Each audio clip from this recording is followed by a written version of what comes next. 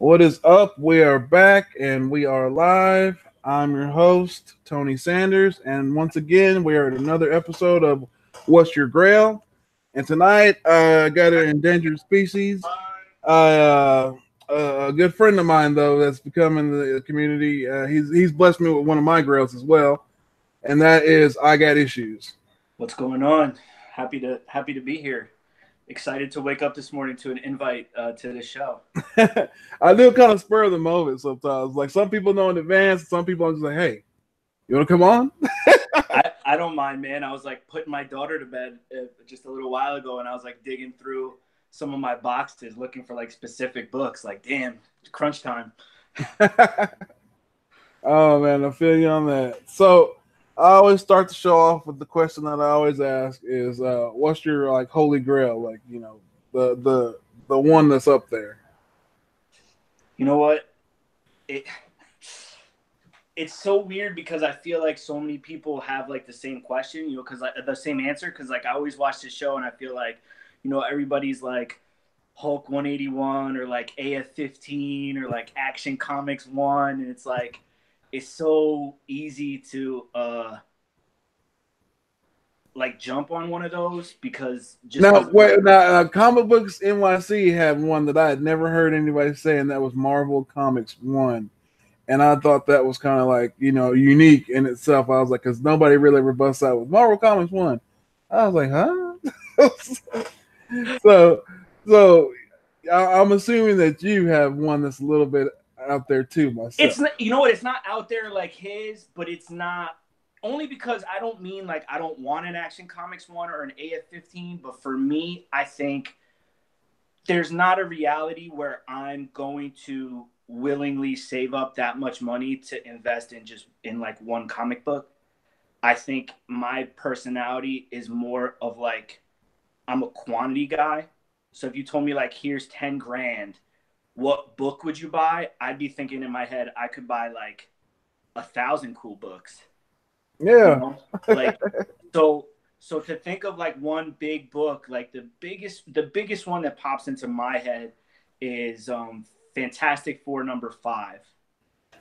That probably for me is like one of my realistic holy grails. It's a super early FF. It's obviously way more affordable than like number 1, but Yeah, yeah. That's obviously crazy too. Doctor Doom is a huge character, and so for me, I think that's like one of my personal like all time like gold books. But obviously, books like Hulk 181 and stuff like that are clearly on my list as well. But No, like that book, like the first appearance of Doom, like that book is like people actually, they hunt for that book and they like to have that book because Doom's a relevant character, man. I mean, even though they keep screwing him up in the movies, he is a unique and relevant character. If they get him right in the new MCU stuff coming up, oh man.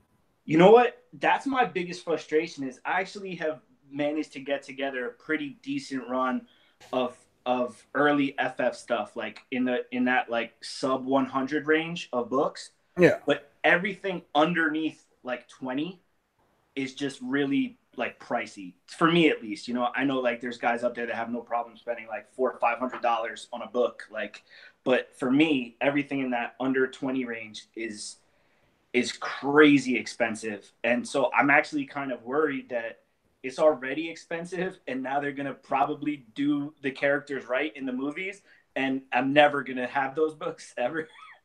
So, you know, I think if hopefully maybe in like the next like 12 to 18 months, if I could secure that book, that would be like awesome. And that's definitely like at the like very top of my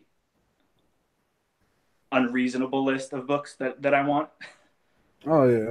See, because The second one actually that I was thinking about saying, but I say it all the time and I feel like it is a little out there, is Albedo number 2. Usagi Jimbo. Yeah, Yeah. because that's like a really important character to me. And actually, his issue 1 I have slabbed, and that's one of the actual grails I do own. And that's become a really pricey book too. In that like 3, 4, $5,000 range to get your hands on one of those books. But that's definitely like an out there book. Like most people are like, dude, it's like a comic about a rabbit. Like chill.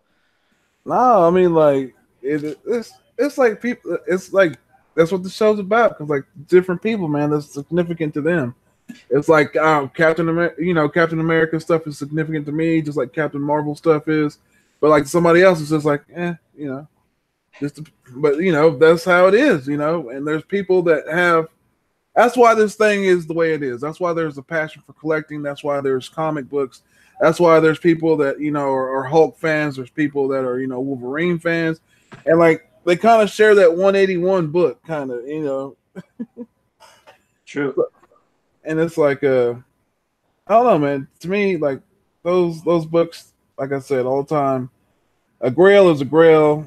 Personal grails are personal grails, and anything in between is everybody's own collection. So we can't tell each other how to do it. So no, you're absolutely right. And I was thinking that when I was kind of looking through books, that I have some books that are like pricey books, but they're not. In my mind, they're expensive, and they're somebody else's like Grail, but to me they're just cool books, but they wouldn't even be in like the top 10 of like my collection, because I feel like I have way more personal Grails than I do like monetary collector, like popular Grails. exactly, that's like I don't know, like 181 is not really top of my stuff to have, but if I had one, I'd be happy to have one. I'm not a big Hulk fan or a Wolverine fan, but to have the book would be kind of cool. We're all we all hunt stuff, so it's like once you get like that book or that cover, it's like, okay, I got it now. Now what else can I get? Or what else can I do? It's like it never stops. It's like an ever evolving process. It's funny because everybody kind of put out towards the end of 2018 kind of like their wish list for this year. And I sat down and thought to myself, well, if I want to try to save my money better and maybe be a little bit more focused in my collecting, and I put like kind of like a couple books on there that I was like, these are huge books for me to get this year. And within like 3 weeks of the year, I already got one of them. And I was kind of like, well, damn, like, not like you said, like, now what? Like, yeah, exactly. Like what book takes that spot? Like, as collectors, we're never happy. It's not like you just get that one thing and then you're like, okay, I'm done, I'm good, I have my book, whatever. Like, you always are like, oh, okay, cool. Now what's gonna move up and down this list in terms of stuff I want to like go hunt down. And that's true. That's like my list. Like I knocked off a lot of stuff on my list, and the one thing that I didn't get was like X-Men 1, and that's because stuff came up. The wife, I tried to go into it with her. I'm not trying to go, so I had to pull it back a little bit. But it's still still on my list, the X-Men 1. So I'm still hunting that. But like everything else, I was like you said, I was marking it off. Yeah, it's crazy, and it's crazy sometimes how like stuff falls in your lap. I think the one thing that makes it easier for me too is I feel like some of the books that I'm hunting, while to me I find them to be a little bit harder to find, they're also not books that as many people want. So I feel like relieved in the sense that I don't have as much competition in my head. I could be wrong, but I just think some of the books that I'm like actively looking for are books that not a lot of other people are like typing into eBay every day. Everyone's looking for those like Hulk 181 and like Hulk 102, and like people want those books, and Hulk is hot, and like people want ASM 129, and those are like the books. But when you start looking for kind of like outliers, speaking of ASM 129 at C2E2, I was at this booth, and this dude had a 3.0 signed by Stanley's brother, Larry Lieber, and I forgot who the other person was on there, but it was CBCS 3.0, a sketch by Larry Lieber, signed by Larry Lieber and another person, and the dude was like, if you buy it, I guarantee it's not been pressed or anything. You can send it back to them, have it open pressed, and it'll probably come back a 5. And I'm just like, yeah, that's. And I was like, I'm sitting there, and it's like, I'm thinking about it, and it's like, I was just like, nah, and the reason, because that's somebody's grail, but it wasn't for me, it wasn't like, I'm not like big up on, the Punisher, and I'm not really, you know, I like Spider-Man, but like, you know, it's not really a big must-have for me. Right, exactly. And that's the thing too, like as collectors, when we stumble across like a good deal for a book that's not our grail, we feel inclined sometimes to buy it.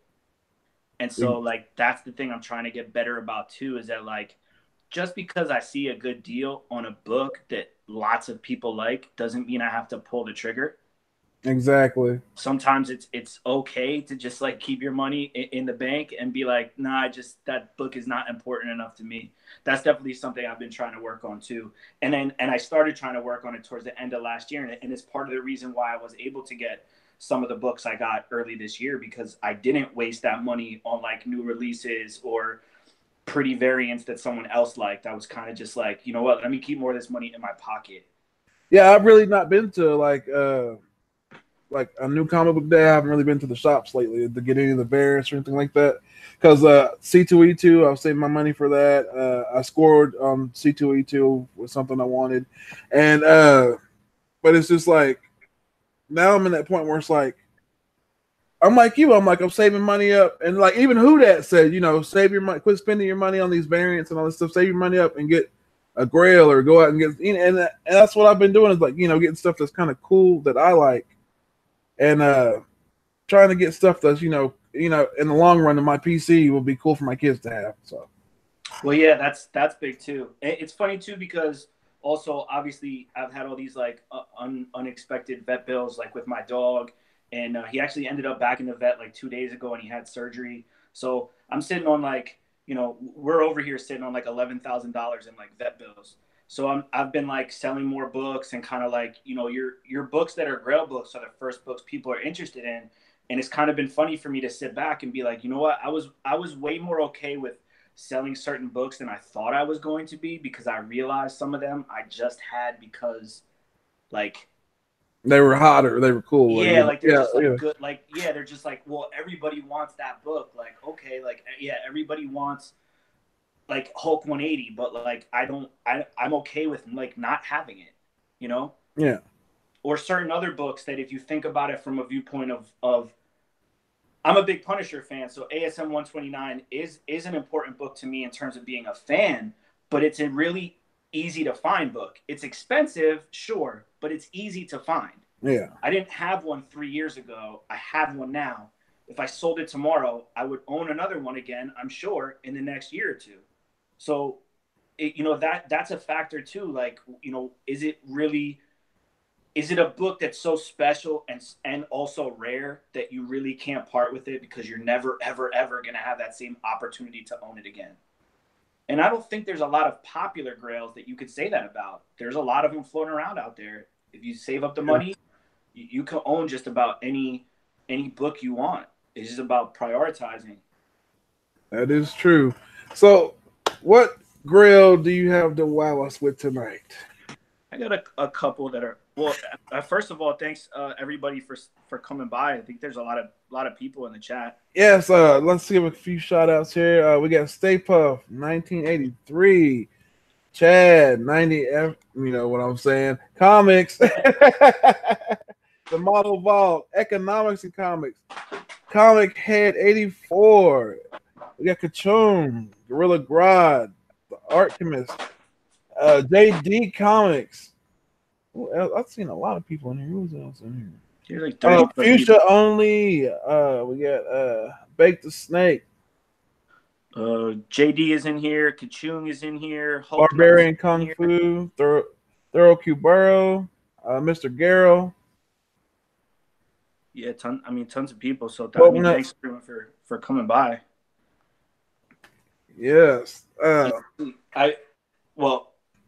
It's not here yet, but JD did me a huge solid when you guys were at C2E2. So when it finally comes, I'll be sure to make sure everybody knows he. Hey, like JD, I'll say this: JD was fun to hang out with, and that dude did the coolest Elvis impersonation I ever seen in my life. So I thought the Paste Pot Pete cosplay was pretty awesome. Oh man, it was hilarious. I was like, dude, they loved it because like there was a guy I was like digging in a booth, and there was a guy, he had just bought something with Paste Pot Pete on the cover, because he was like, yeah, I like Paste Pot Pete. And I was like, seriously? And he was like, yes. And I pulled out my phone and I showed him the picture of JD. And I was like, well, look, my buddy's doing cosplay at Face Pop Pete. And he was like, no way. And then like the guy running the booth was like, let me see it. I showed it to him. He was like, I've never seen that, but that is the coolest thing I've ever seen in my life. And it's like, let me see. Do I have it? Like, if you haven't seen it, hold on, let me see. Oh, my phone's almost dead. But I posted it on Instagram. Go check my Instagram out. You can see it on there. But it's it's the superior weapon. So I don't own quite as many slabs as a lot of you guys. My slab count is pretty low, and part of that to me, let me step in on this.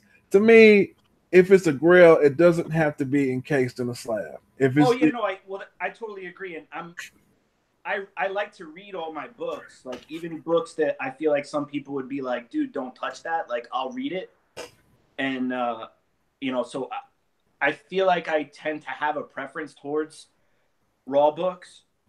Also because it's usually cheaper to get a raw book. So as far as like spreading my money out, it makes more sense. But I do have like a few slabs that are important to me, and some of these, I mean, most of these are like just personal grails. So I'll kind of speed through these a little bit.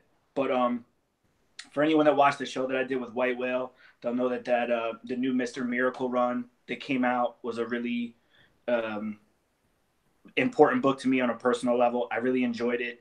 And issue 7 was like a turning point in the storyline where his child is born, and it kind of like flips everything upside down. And so when that came out, they did a foil cover at WonderCon, and I was able to get a copy of that. I use this book actually on the hunt. Yeah, that's your championship cover I see right there. Yeah, and I won for the yellow cover for the number 7, the WonderCon foil cover signed by Mitch Gerrits. So that's, to me, this is like a personal grail. I think it's like a really cool book, and it's one of the first like signature like series slab books that I really kind of like wanted to hunt down. Well, I went and not only hunted down, but went like maybe a little bit outside of the price range that I wanted to pay, just because I really, really wanted the book. Yeah, I think when it comes to a lot of comics, like I usually try not to super overextend myself.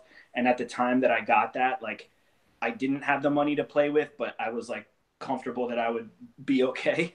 Yeah, so, well, it's like you wouldn't have any regrets buying the book. Basically, that's because like exactly, you ever buy something? Because actually, I bought something and then it was like I hit up Hulk Nuts and I was like, I have remorse. And I hit up White Whale, I was like, I got remorse. And they were like, and y'all were all like, what are you talking about? What do you have?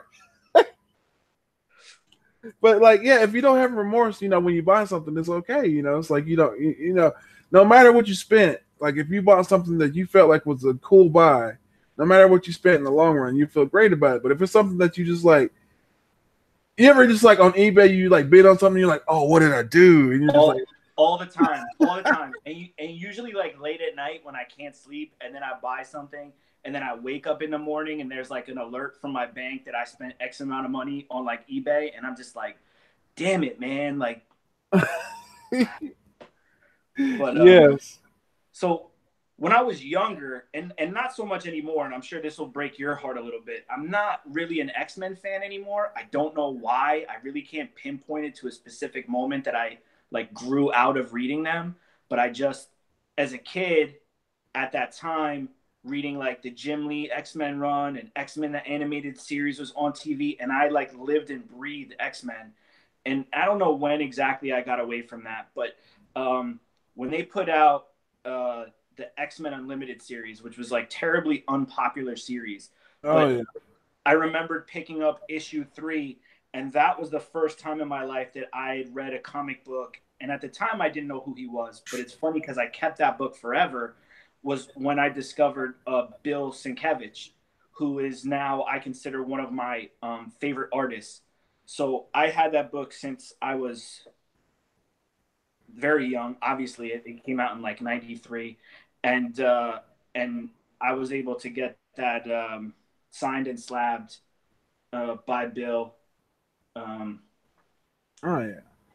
So that's a pretty important personal grail to me, and it's a cool cover. It's the one with Sabretooth, and it's kind of like the like stained glass sort of window thing. I know with the glare it's kind of tough, but for me it's like a pretty, once again a personal grail.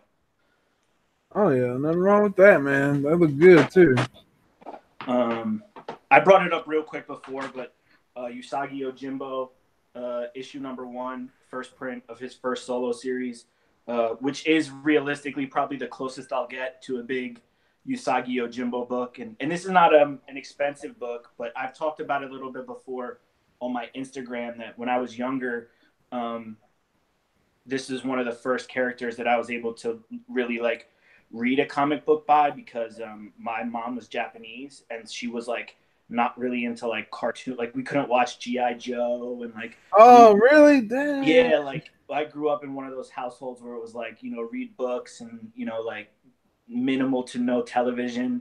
There was a point in time in my life where we had no TV. Like my parents just got rid of it because they felt like we needed to like read books and do other stuff. And so like this was a character, because it's created by Stan Sakai, who's Japanese, and it's this Ronin rabbit, right? He's a samurai, and it has like a little bit of like realistic like history to it when he tells these stories in terms of like feudal Japan, and most people know him from tie-ins to like Teenage Mutant Ninja Turtles. Yeah, But that's why it's an important character to me. And I actually plan to hopefully take this book to Baltimore this year, because Stan's going to be there.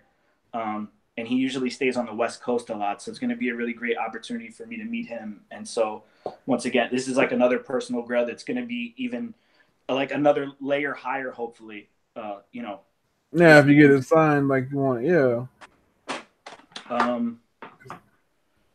Like I said, also I'm a big Fantastic Four fan.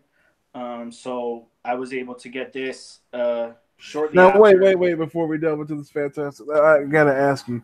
Now I was forced upon myself to have watched the Fantastic movie, and what was your opinion on that debacle? Which one? The last movie that they did? It was terrible. Oh man, yeah, it was terrible. But you know what? They were all terrible. They really were. They didn't, Yeah. Here's my biggest problem. Because of how popular Doctor Doom is as a character, they think that he has to be the first bad guy in the movies, and I think that's their first mistake every time. Mole Man. They should go with Mole Man. They should go with anybody other than Doctor Doom. To me, Doctor Doom should be to a Fantastic Four storyline like what Thanos was to Avengers. Yeah, right? that is true. Yeah, that would be true. They tease Thanos in end credit scenes, and then in like 10 minutes here and then like 5 minutes there for how many movies before he actually was really in a movie.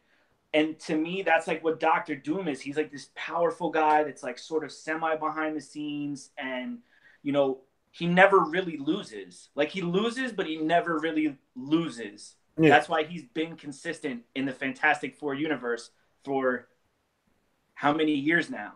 Wow, a long time. Yeah, and so like that would be true though. Like, why don't they have you writing it? But any like real Fantastic Four fan will say that too. That's their biggest fear, is that like you can't short sell a bad guy like that, because that's the one thing other than Thanos that Marvel has kind of screwed up in their movies, is that they take these really like cool bad guys that have big stories, and then they like neuter them. Like Ultron should have been like a one movie bad guy. He's such a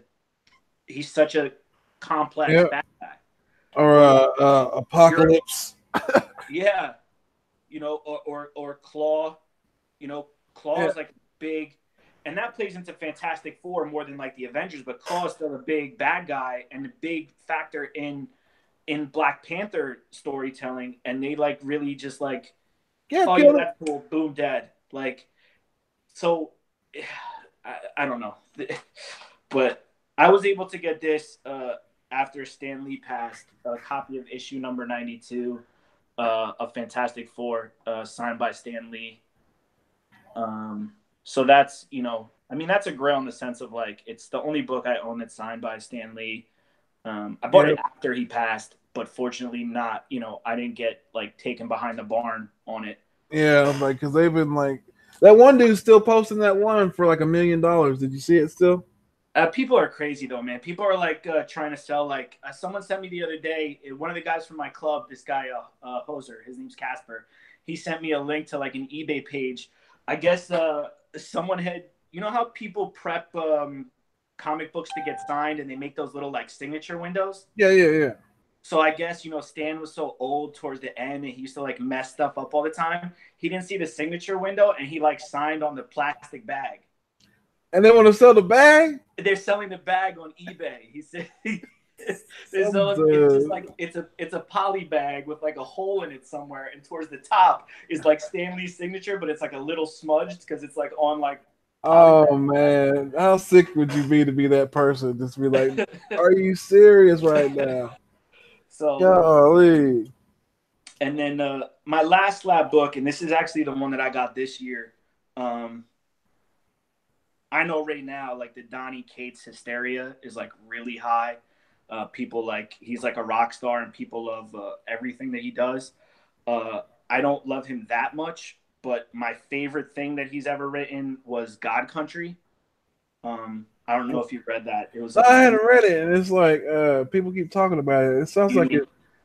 You need to. I'll send you the trade, man. There's no reason for you not to read it. Okay. It's only like 6 issues. It was like a little mini series that he did with Jeff Shaw, who he's worked with before, who's actually the artist that works with him now on the Guardians of the Galaxy run that they're doing. Yeah. And so when God Country 1 came out, that was around the same time that Image was doing all their 25th anniversary stuff. Mm-hmm. So they put out these cool blind boxes that were super expensive, like hundreds of bucks, that came with like 25 comics inside of them. Yeah. And there was like different ratios and covers that you could get for each book. And so for God Country, one of the rarer covers was, it's like a virgin pencil sketch, like black and white cover. And I used to search eBay for it all the time, and I couldn't find one. And at one point, there was only like one copy listed. It was like a signature series, 9.8, signed by Donny Cates, that the person was asking for like $999.99 was best offer. Yeah. And I was like, to me, it's like an important book, and it's cool because it is sort of rare, but not at like that price. And then like the second week of January, one popped up on eBay when I searched for it in like Canada. So it cost me a little bit more in shipping than it would have from like a normal person in the United States. But I was the only person that bid on it, and I got it. So that was like, this is what it looks like. That is cool too. So it's art is pretty gorgeous, and this is actually cool. This is actually by Gerardo Zaffino, who's actually become one of my like favorite artists of like the last year or so. He's the guy who did that like Red Hot Immortal Hulk issue 2 variant cover. Yeah. And he did that like Dead Man Logan cover that was super popular recently. He just has like a ton of cool stuff. If you saw that Punisher cover I just put up for War of the Realms on my Instagram. Yeah. He did that cover that's coming out soon. So he's really talented. And he did all the B covers for the God Country run. So Jeff Shaw, the regular artist, did all the A covers, and then Gerardo Zaffino did all the B covers, and he did these covers as well. So this was like one of the books at the top of my list for 2019, and I had it before January was over. So that was big for me. And I mean, I would have taken this book any way I could find it, but I couldn't find any. I mean, I would have preferred to pay less money and find like a raw one, but Man, I've been looking for this book for a long time, and every time I look at it, I get sick because there's only 2 of them on eBay, and it's Captain America 700, the Jim Lee variant, and it's either in color or in sketch. Like the color one is like 1,000, and the sketch one is like $2,000, and I'm like, dude, every time I see it, I'm like, oh, and I'm just waiting for somebody. And like it's one of those ones where like you want it, and it's like, I'm hunting it in the wild. Like every time I go to any place, I'll go like Captain America. I'll look 700, look see if it's in there. But you keep hoping that you're gonna get lucky, right? And like find it in a bin somewhere for like dirt cheap. Yes. Yeah. You like hoping that you're gonna be one of those guys that has like that great story that like you found in Action Comics 1 in a box at a garage sale.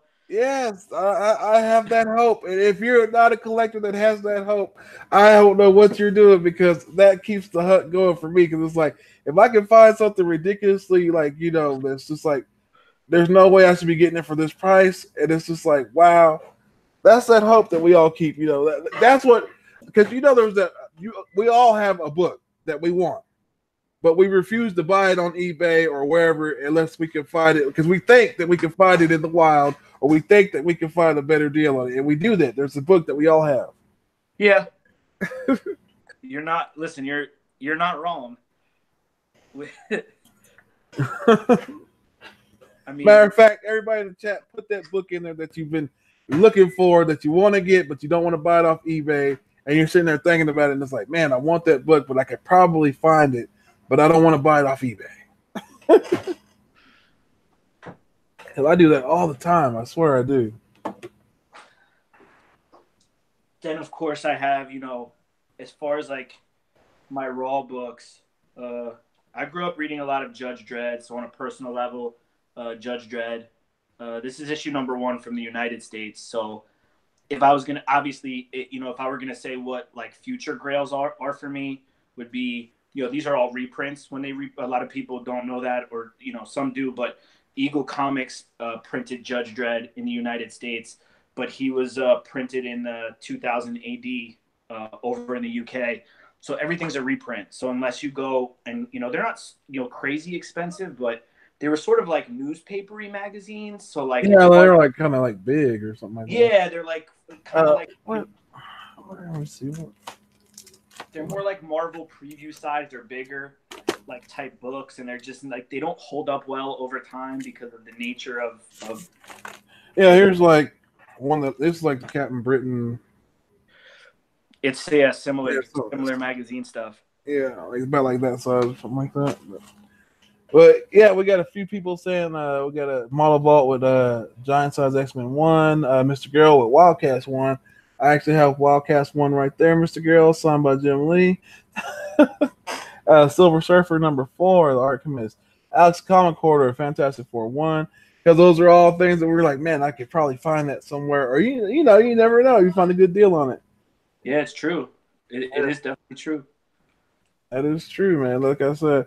So yeah, it's like I always spend time, like when I went to C2E2, I was like, oh, and Alex, like let me tell you, Alex the Comic Hoarder, like I did not find a Daredevil, or I would have messaged you, but there was only the cheapest one I found was like it was a Daredevil, and it was like it wasn't really a high quality one, and it was like the dude wanted like $1,500 for it, and it was just like I was like, ooh, I don't even want to send a picture to you.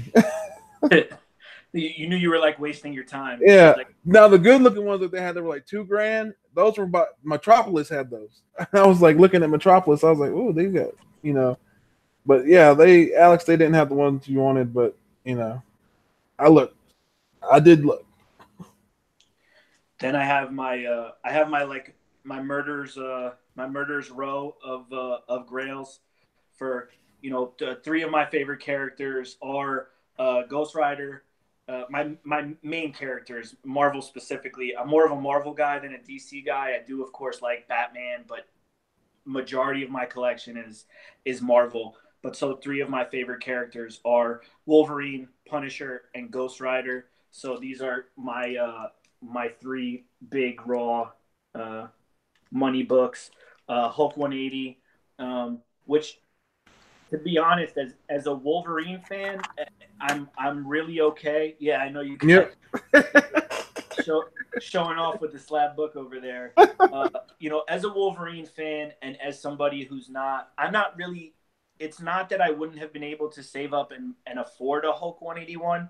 I just don't know that I care about the book enough, like we talked about earlier. Yeah, exactly. To justify spending that money, and so spending like 15% of what 181 costs to get a 180 that still has that last page that, to me, that full-on Wolverine where he said something and everything. Yeah, like that's, to me, as a Wolverine fan, I love this book, and it's an important book to that character. To me, it's a first appearance. I don't.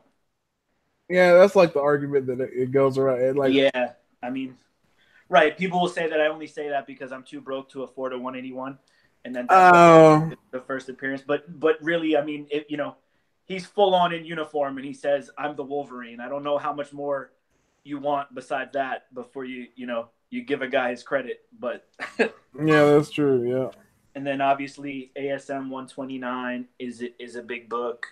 Punisher, different Punisher than the Punisher that we have now for sure. So that's one of those cool things, like similar to Venom, where like when the character first started, he was much different yeah, than, that is true. than that kind of like heroic version that they turned him into like down the road. Yeah, And it's like, then Marvel Spotlight 5, Ghost Rider. This was a book that like 2 or 3 years ago I thought I would never own, and I've actually owned like 3 copies in the last like 12 months. what you need to, you need 3 of them for the 12 months. Well, I don't have 3 anymore, but what happened was I went last year. I went to New York Comic Con, and I happened to be walking past a dealer, and I could see that it was a Spotlight 5. It was like tucked behind like other books up on the wall, and I was like, "Are they holding that for somebody? Like, why wouldn't they have it out where you could see it?" Yeah, And so yeah. I asked about it, and they were like, "Oh, dude, it's like it's beat up, like it's weathered." So they took it out, and it had like a hole in the O, and it was all like cover was detached, and it was just like a mess. But they wanted like $70 for it, and I was like, sold. Because to me that is a grail, because Ghost Yeah. Rider is a really important character. So fast forward like a month later, I walk into my local comic shop, and they had one in the shop that was like not in much better condition than the one that I already bought, but like slightly better. So I paid like $120 to get that one. So now I had 2. And then like another 3 weeks after that, I walk into my other LCS, and they have this one up on the wall that was like more money than the other 2 combined, but it's in obviously much, you could tell just from looking at it, it's in Oh much yeah. better condition. So the middle tier copy that was in like weathered, right? That's the Mhm. copy that I sent to White Whale in an AOK, and then the low copy I actually just sold recently to make some money on these vet bills. So I do only have one now, and it's this one, and I'd prefer not to get rid of it. But Oh, at some point, if I had an opportunity to upgrade again, this is that book to me that's like the ASM 129, the Hulk 180. Like I don't have to upgrade those books. I don't care. They're low grade. I don't care. This yeah. book, if I had an opportunity to be like, oh, I'll give you this and $100 to get one that's like 2 degrees higher, or get one that's slab maybe eventually, I would probably do that, because this is a really important book to me. And see, like, I don't know, like when I say like when I hunt stuff down, it's like, and like that's why Craven the Hunter is the mascot for the hunt, because like, dude, it's like I go out to find stuff, and it's like when I get it, it's like okay, it's hanging on the wall. Now, what else can I go do? And it's like, so it's like to me, it's like and that's like one of the books I'm looking for right now is Spider-Man 15, because first appearance of Craven, so I'm looking for that. I'm looking for and like and it's weird because it's like when I go look for stuff, I don't have anything on mind that I'm thinking about. It's just like if I come across it, like when I went to C2E2, I had just one idea, Golden Age cap, didn't happen. Plan B didn't happen. So Plan C, which you'll see tomorrow on the hunt. How many how many more books do you want me to show? How much time do we have here? Oh, we still got 20 more minutes, man. If you Because I want, could, dude, I got hey, we plenty got nothing but time, and yeah, man, I got nothing but time. Really, seriously, I got nothing but time. Uh, so well, these ones are cool. I mean, I said I'm a Marvel guy, mostly in terms of my collection, but when I started collecting, I was more of a DC guy. My older brother read comic books. That was how I got introduced to comics. My dad used to take him to the comic store, and that was something they did together. And I played like sports and stuff when I was younger, and my brother was like the kid that like read comics and like played like computer games. So we were like really different, but he would leave his comics laying around, and he only read DC. His favorite, he's like Thanatos. His favorite character is Green Lantern, and then after that, he's like Superman and Batman. So I read those, and being younger than him was weird. Is that I don't know why, man. It's so funny because I have a bunch of them, and they're such garbage comic books. But I really liked reading like the Robin, like standalone series. Yeah, yeah. When like Tim Drake got his own series, that was back in like 93. I have like every one of those books from like 1 through I don't know. Like Dude, I almost bought his, like, the one where he's on the cover still on the Batmobile wheels and stuff. I almost bought that one. I was like, what? So, I don't know. That was a book that was cool to me. So I've had this book for a long time, and it's Robin #1 from that series.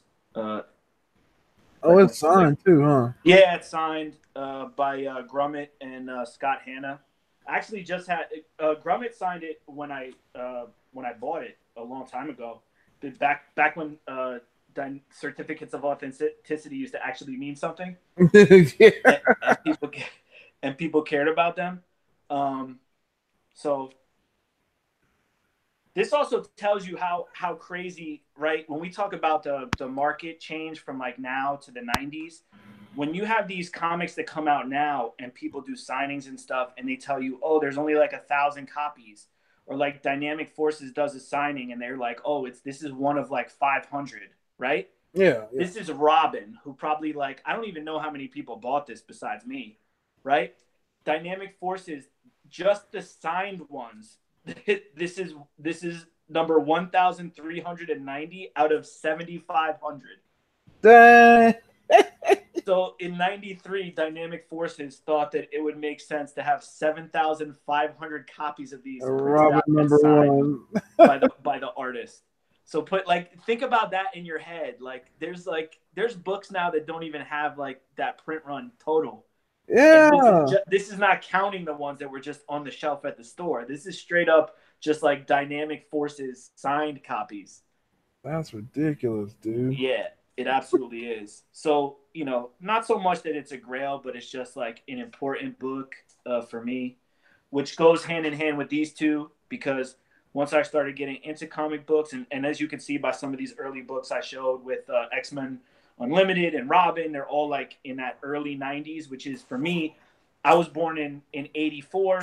So the early 90s, when I was like hitting that 8, 9, 10, 11 range, was like when, you don't have a job and you're not into girls, but you're like old enough to not like play with toys and like shit your pants anymore. So like that's when comic books become like really important in your life. And yeah. I went, my first ever, the shop is called Steve's Comic Relief. It's in New Jersey. And what's really funny about that is that's how I started talking to Comic Books NYC. I have followed him on Instagram, but we never talked. And one day he posted in his story a picture of that shop in New Jersey. It's like out there, like sort of boonies, like Central Jersey. Yeah. And I messaged him like, dude, what are you doing over there? And he's like, oh, my parents live over here. And it was just funny because I grew up, like that was my comic store when I was a kid, like growing up. And his parents like lived down the street. But I went there for the first time I ever waited in line to get a comic book with my brother and my dad was when, obviously when Superman died, and they were traveling all over doing all the Reign of Superman signings. And I got these two books at that shop, Steve's Comic Relief, number 78 of Superman, and number 82, the foil. Readings on that one. Let me see. Yeah. And Mike Carlin. So they signed both of these. And what else is funny too is you could tell as a kid, I didn't care because I took this book in and out so many times. It's like all creased up. This is like ripped from like putting it back in the bag, probably, the wrong way. And But to me, These that's books like are that's where you know a book has been loved. Like when you get like when I get like how JD talks about the golden age or whatever. If I get like an old silver age book or like something like that, like a bronze age, and it's all kind of beat up and stuff. Man, it's like that's cool to me. Like it's just been loved, dude. That's all it means. a lot of my older books have been loved a lot, man. I could tell you when I was younger, I did not take care of my comic books. There was not an ounce of my younger brain that thought like treat these good. Well, see, Like, that's like you were saying, like, all right, like you're talking about one book that might not like the most valuable book to me in my collection is the most like mass produced book ever. Like one of the most, not the most, but one of the most. And it's like I show it all the time, but like I love to show it because it's like it always gets a kick out of people. It's my X Force One signed by Rob Liefeld. Like this there is you go. this is the book that started my whole journey back into collecting, and people will be like, he sucks as an artist, or he's the He worst. does, man. And it's like, and He it's does. like, if it wasn't for that guy, the sucky no foot drawn artist that took the time out of his day and just show me a cool time and be like, hey, hey, I wouldn't be here right now. So, but No, that's true, man. Listen, yeah. I can't argue with that. I can't argue with that. So he does suck though. I will say that. I think I know a lot of guys are on the same boat as me. I know Biggie Shaq was saying in the chat that he's got like a real weakness for Kirby, and so do I. I love a lot of Kirby stuff. But I love obviously you know like the Cap stuff. He did a lot of really primetime marquee stuff, but I think it's some of his like weirder stuff for both DC and Marvel that I tend to like the most. So I read Mr. Miracle before this newer run, and it's a totally different book. But Mr. Miracle #1 is a really cool book for me. I just like that cover for some reason, and I've looked for that book because of you. It's gonna Because of keep you. getting. I think it's gonna keep getting more expensive to get as a book. I think people are kind of finding the quirkiness of his characters can still translate well into like being remade currently, and maybe if the movie's successful, hopefully it's successful like like monetarily at least, like Aquaman, and I've heard good things about Shazam. Yeah, So that's what people keep talking about. It's gonna be good, so I just want to see yeah, it. and like NYC said he saw it already, like an early screening, and he said it was like really, really good. So this is like the kind of character I think could fit into something like that to make it more of like a kind of like comedic but also action oriented film. Oh yeah. But that's a book that I love a lot. But Kirby is like I always tell a funny story that every time I see a copy of Devil Dinosaur #1 anywhere, I buy it. just because it's just like it's just such a funny thing to think of some of this stuff that this guy So no Commandy? You don't buy any Commandy? I don't I remember one time White Whale was in like an auction with me, and that's all he kept asking about, and nobody knew what he was talking about. And what happened was he was in the wrong auction. Somebody posted on Instagram that they had a Commandi #1, The Last Boy.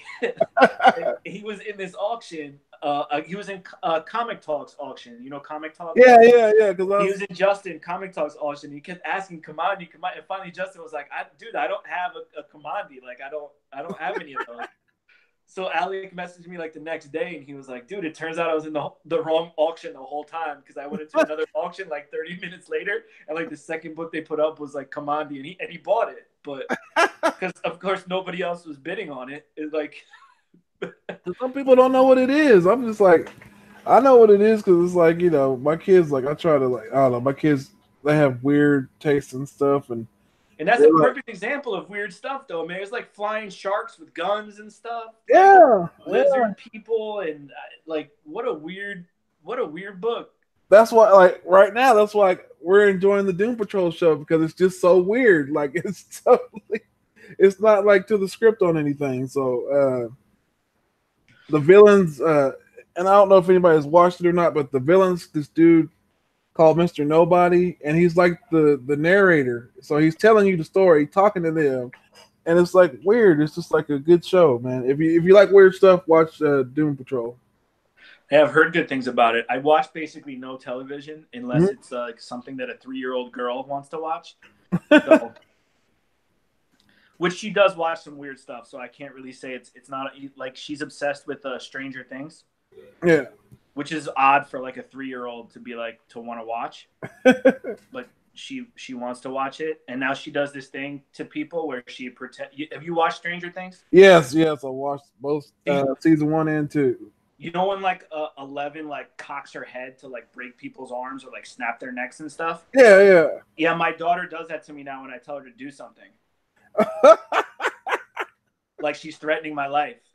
Like no, don't. I told you like don't do that, and she'll look at me and she'll go like this. like she's breaking my arm, or like I'm like this violent little kid, man. Well, that's gonna be better than my 8-year-old because my son, we've been watching a lot.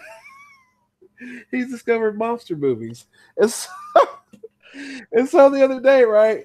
He wanted to go to GameStop, but I told him, like, no, Dad's gotta go do something. And I kind of broke my promise to him because like I had to go do something, but like I told him I would have took him to GameStop, but like that the situation came up to where I had to do something. And he was like, okay, let me see your hand. And I was like, what do you want to see my hand for? You know, and I'm not thinking. I'm like, what do you see my hand for? So he takes my hand and he grabs the pinky and he grabs the thumb and he just like starts jerking. And I'm like, oh, I was like, boy, what are you doing? I almost broke my finger. He's like, yeah, that's the message. And he walked off and I'm like, this 8-year-old. And I'm like, no more Goodfellas.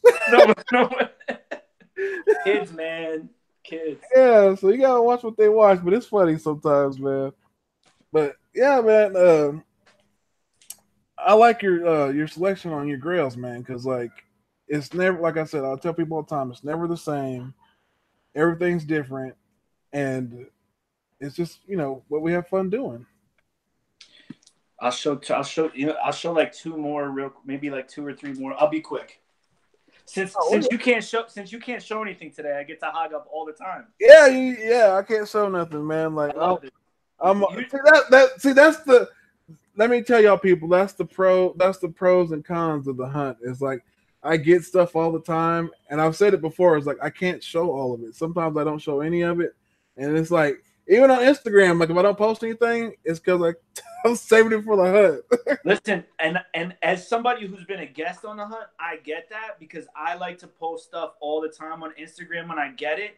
And those 2 weeks that I was looking for books for the hunt, and I couldn't post anything I got, I was like, Jesus, man, like that's me all the time. I wanted to go out and just buy a BS book just so I could post something. Yes. Like, and so I feel you, like you really, because you feel like everything has to be a secret because you're like competing every week on the show. Yeah. 2 weeks really, but still, it's like it's that gap. But yeah, it's killer sometimes. It's like okay. I was talking about this book last night only because I don't know if you watched. Were you you didn't watch book club last night? You weren't there, right? No, I was at work. I was actually like you didn't miss anything because they read Sabrina and it was garbage. I think I don't know. I didn't read it, but they did for the second part of their show. They did favorite Adam Hughes covers in their collection, and Thanatos is transparent and always picks Zatanna, so we knew that was going to happen. So there was no measure of excitement at all to that big reveal. But he was in gross disagreement with me that the Dirty Pair cover that Adam Hughes did for Dark Horse was not an iconic cover, and I was arguing that it is an iconic cover, not because the book so much is good, but because it's a homage, isn't it? To like something.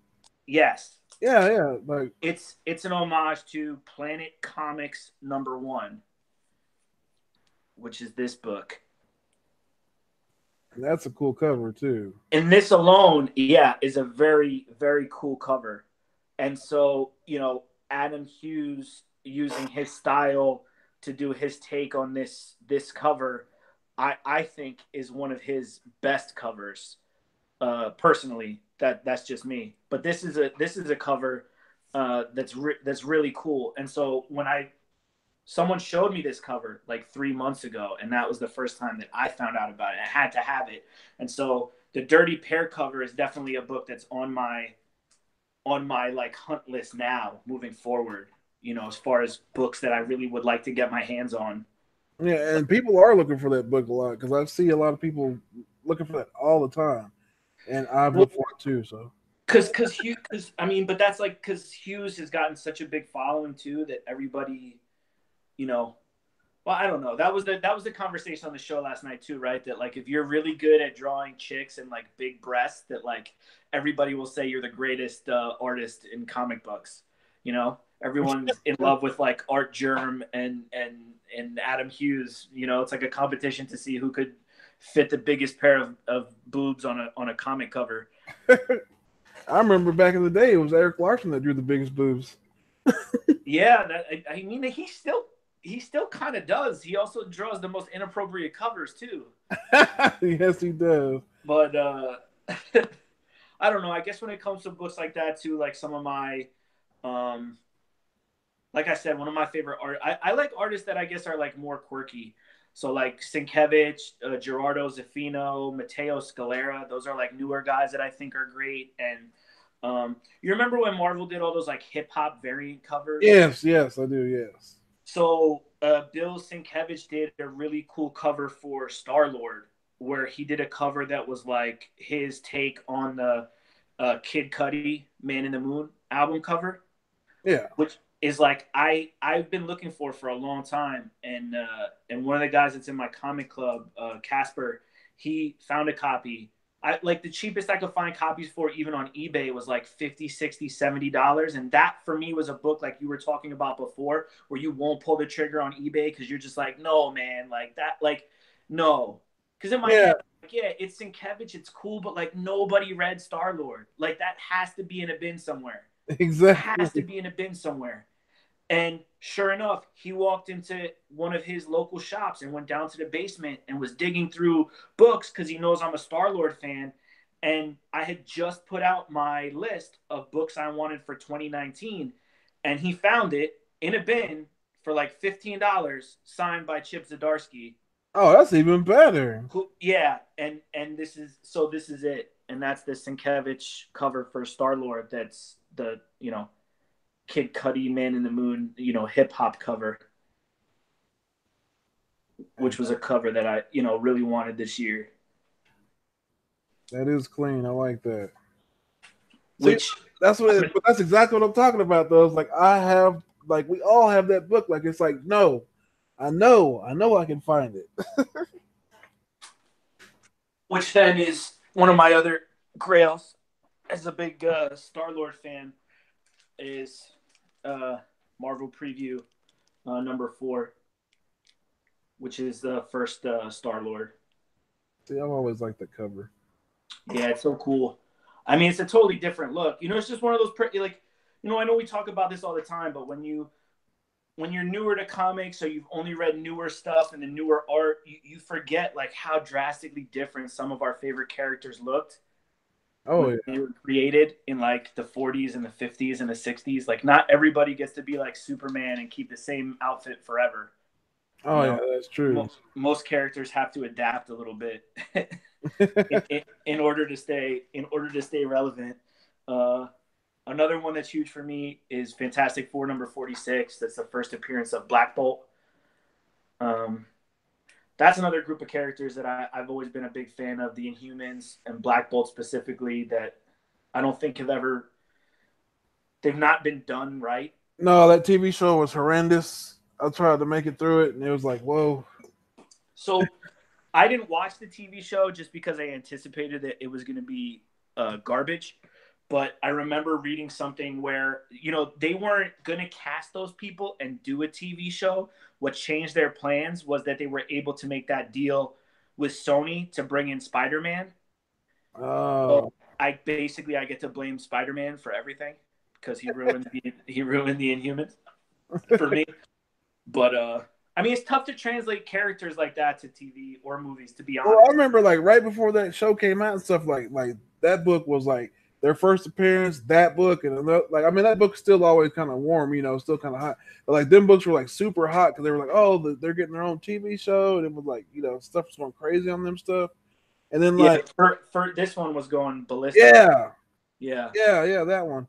And so like, and I remember that you know people were showing that book everywhere, and then like the show came out and it was just horrible, and then like people hated it, and it's like sometimes like that's the double edged sword to me about like you know entertainment part of the comic book collecting is like it's cool when it spikes a book, but then like if it just like especially if it's like a character that you like or something like that, and like the industry just butchers the character and it's like no good, and so then it ruins it for the you know just like the sales of it, and then like once that tanks in the movies, then the books just tank.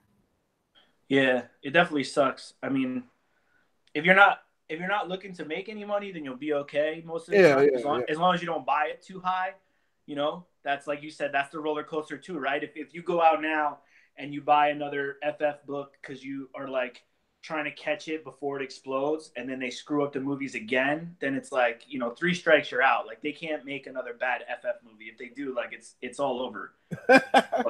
But some characters just translate better, right? Like some of these characters that they've made movies of, they translate really well to movies or to TV in general. The Inhumans are like a weird group of elitist aliens, and their leader doesn't talk. That's like a really hard thing to translate into a television show. How do you like, when it's in a comic book and you can read thought bubbles or like, people you can't have a movie or a TV show where everything that like the main character is thinking has to be like narrated. Yeah, that's true. Well, see, that's like remember when they did the was it the Justice League movie and they had Aquaman and old girl in the bubble of air, and they were like, oh, if they're doing that, man, that's going to be horrible for the Aquaman movie because if they're going to have to talk within the air bubble to talk, it's not going to work. And so they switched it up to where they can still talk underwater or whatever it is without the air bubble. Yeah, they just ignored like science and physics. Yeah, Yeah, it's like this is totally normal. You just talk normal underwater, no big deal. Oh yeah. But it worked though, so how it worked. I even believed the part where he was kissing her and they were in the middle of an undersea war, and I was like, okay, like I find nothing wrong with that. Keep going. I'm still intrigued. Love it. Well, so let me ask you this. So obviously you were able to find some stuff at C2E2, and what big books are still on like your Grail list that you want to get before the end of 2019? I've been looking at Spider-Man 50, but I hadn't decided if I really want that or not. And it's because like I like Spidey, but he's not like my top superhero to have or whatever. I'm more of a black suit fan, Spidey, and I don't know, it's weird. It's like my love with Spidey's weird because it's like I like the black suit. There's some I like Craven, and there's some villains and heroes that I like on Spider-Man, but he's not like my top dude. So it's like, but 50, I've been looking at that, and I'd say another book that I've been looking at is it's kind of hard because I don't want to like give anything away because usually if I say so, because Reggie always says like you always talk about a book and then you have it. It's like, so I don't know. Like I'd say right now, just Spider-Man 50 right now. That's something I've been looking at ever since like earlier this year. I mean, that's a good book. That's an iconic cover too. I mean, Yeah. that's definitely one. I mean, that's one I don't have in my collection. I have a lot of Spidey too. I mean, Spidey's definitely, like a character I really enjoy. I have some pretty cool Spidey covers, but none of like the super. I mean, I have a couple. I have 16, the first Scorpion. Oh, you do, yeah. It's super low grade though, but I mean, for the amount of money that I paid for it, I couldn't say no. See, and that like to me, like I've never been like I said, I don't care about the grade as long as I can see the cover of the book and the whole book is there. I'm happy, man. I mean, I'm the same way, and like I said, it's for me. Yeah, I like, of course, like who wouldn't want to have the collection that like TJ has? Of course, I would want to have the Oh collection yeah, TJ has, or like, of course, I would want to have some of the books that like JD has. I mean, hell, I'd like to have basically every single slab book that you have behind you. But the reality is that I like if I had all of those, I wouldn't be able to have even half of what I have now. yeah, So like that's my trade-off. I really am one of those guys who's like I prefer a lower grade. You know what I mean? Because I could get the book that I want, but then still have money to keep getting other books too. And exactly. that's tough. So when people are like, oh, even my one LCS, like he knows like if it's higher than mid grade on like an older book, he's not even gonna tell me that he has it because he knows like financially I probably can't afford it, and even if I could, I probably would just use enough self control to be like, no, I'll wait. I'll take the one with like tape and like that's beat up that no one else wants. Like I'm okay with that. And see, like I have no problem doing that either. That's what I tell people all the time. It's like I don't know. To me, it's like I just like at the end of the day to have the book. Like when I got that Flash 1.5, I just wanted the iconic cover, dude. That stuff to me is cool. The cover's cool, like and it's like, and when I was at C2E2, there was a guy had a 4.0, and I don't even want to tell you how much he wanted for it, but it was ridiculous. It was way more than what I paid for a 1.5, and I'm talking.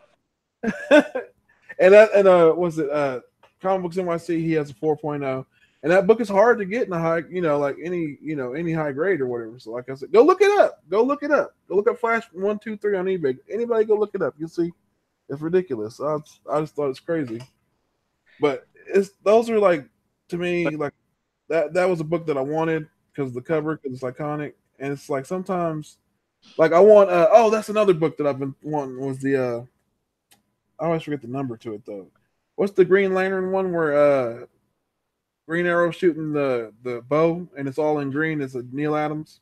Is that like it's in the high 80s or early 90s, right? Yeah, that one.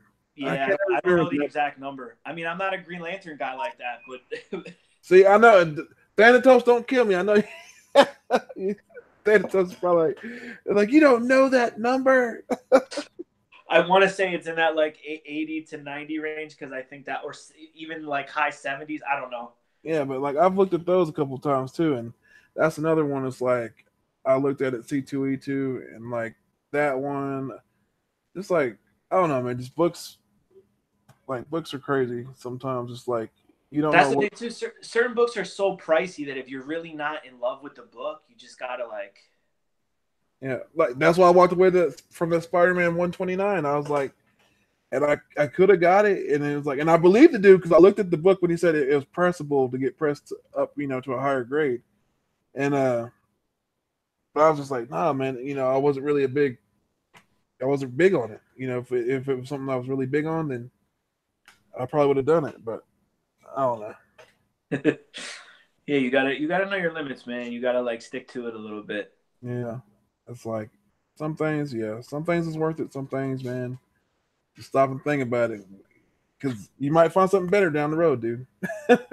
There's definitely been times that I said no to books only to come into the shop like 2 or 3 days later and find a book that I wanted, or that I was, or they just got in and that I wouldn't have been able to buy if 2 days prior I had overextended myself on a book that I really didn't care about. So, Exactly.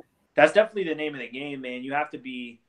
I've learned that the hard way. Not because I can take anyone's advice. I learned the hard way that when it comes down to this stuff, you just have to be patient.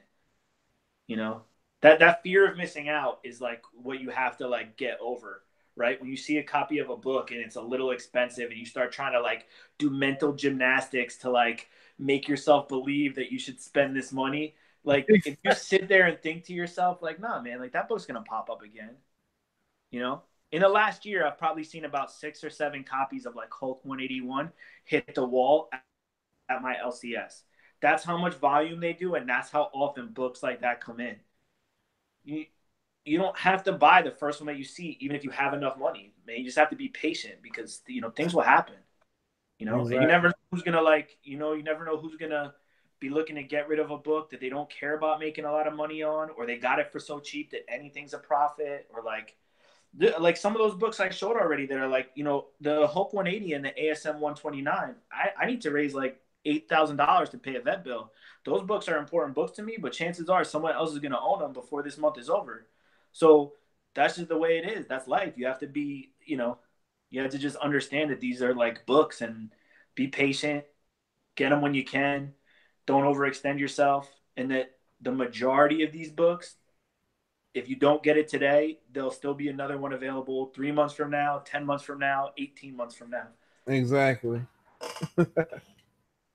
Well, you got anything coming up on your show or anything you doing with Hulk Nuts? Jeez, I mean, we have I have like these little spurts where like people want me to be on their shows, and then I have spurts where like nobody wants to talk to me. So I don't know if I should take it personal or if it's just like timing.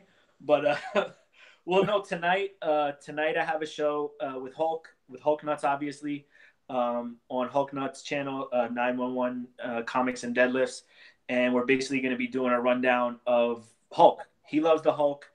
I'm not a big Hulk guy. I don't know a ton about the Hulk, and so he wanted to do the show that way, so I could kind of be the guy to ask like the questions that non-Hulk people maybe want to know the answer to. Oh yeah, yeah. So it's probably going to end up being more than one episode because apparently I just found out yesterday that like the Hulk has like 38 different forms he's been. Yeah, they I said thought like there was like I just three. now heard about the Devil Hulk or something like that. I was Right. like, I'm like, oh, there's Devil Hulk. I know there's Joe Fixit. I know there's Professor Hulk. There's regular. I'm like, oh, there's 4 Hulks. He's like, no, there's like 38. I'm like, what? okay, so I guess I don't know. Yeah, exactly. I don't know, dude. So that's later tonight. Um, what else? And next week, next Wednesday, there's no book club because Alec is gonna be away, and so John's Comics with Kids on his channel.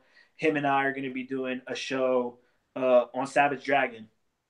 Oh, I gotta watch that. That's my stuff right there. Yeah, we found out, obviously. I mean, I talked to John, obviously, here and there, and I pop in on all of his shows, but we almost never agree on anything ever. Uh, and and in someone else's show, Savage Dragon came up, and I said I like Savage Dragon, and that's like the one thing that we agree on. So John came up and asked me if I'd want to do sort of like a kind of like show on that character, and it'll same thing, it'll probably be more than one episode, but not like regularly scheduled. But episode 1 will be next week, Wednesday, on John's channel at 8:30 Pacific time. Man. And yeah. And if people don't know the story behind the dragon, dude, that stuff like it. I like the whole story. Like the first, I mean, like when I read it when I was younger, and like the first time I ever heard of a villain named Dung, I was like, I'm sold. I was like Eric Larson has sold me on this comic book, and like I've liked it ever since. Well, and I don't want to spoil all my fun facts before the show because John will kill me. But a lot of people don't know too that Eric Larson created Savage Dragon when he was like 11 years old. He started drawing Savage Dragon when he was 11, and he used to take paper and like staple it together and draw Savage Dragon comic books all the way up until he was in high school. And that was when him and his friends like self-published Graphic Fantasy, which was the first appearance of the dragon. Man, that stuff was like. Have you ever looked up that on like eBay or like looked to see how much them things go? Oh, for? Dude, talk about a book that I'll never own. I mean, yeah, and like we were talking about earlier. Reggie's got like 1 or 2 of them. Dude, they're crazy expensive. It's like, it's the same thing. It's like those weird books that like, Teenage Mutant Ninja Turtles. I'd love to have a first print Teenage Mutant Ninja Turtles, but like, dude, Kevin Eastman and those guys like printed them up on a photocopy machine in his living room and like stapled them together. The print run on that thing is like, it's really low. I don't, that's why these things are so expensive. And that's basically what Eric Larson and these guys did with Dragon. When he was called the Dragon, and I don't and then they got like sent a cease and desist letter by some like Dungeons and Dragons magazine or something called like Dragons that like that's art, like you can't use that name.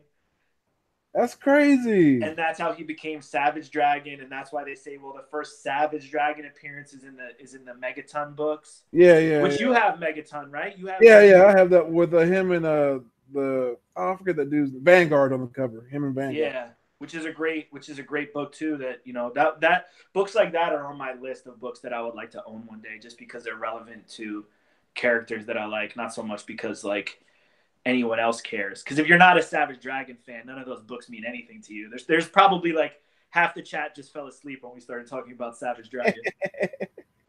Oh yeah, that is true. Yeah, but Savage, yeah, you just have to have a love for it, man. I guess it's an acquired taste of a book.